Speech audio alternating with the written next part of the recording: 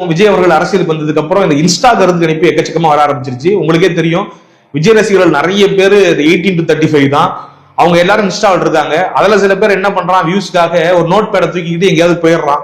உதாரணத்துக்கு திருவண்ணாமலைனாக்கா, இப்ப திருவண்ணாமலை தொகுதினாக்கா திருவண்ணாமலைக்கு போயிருந்தாங்க. பஸ் ஸ்டாண்ட்ல போயிட்டு ஒரு 30 பேர்கிட்ட சீட்டை கொடுத்து வரிசையா நீங்க எழுதிட்டாங்க, இந்த மாதிரி யாருக்கு ஓட்டு போட போறீங்க அப்படின்னு சொல்லிட்டு அவங்க கிட்ட கொடுத்து அதை வாங்கி 1 2 3 அப்படின்னு சொல்லிட்டு கவுண்டிங்கோட ரிசல்ட் அறிவிக்கிறான். இப்ப பாத்தீங்கன்னா ஃப்ரெண்ட்ஸ், எங்க போனாலும் விஜய் அண்ணன் ஃபீவர் தான். விஜய் அண்ணன் 19 ஓட்டு வாங்கியிருக்காரு.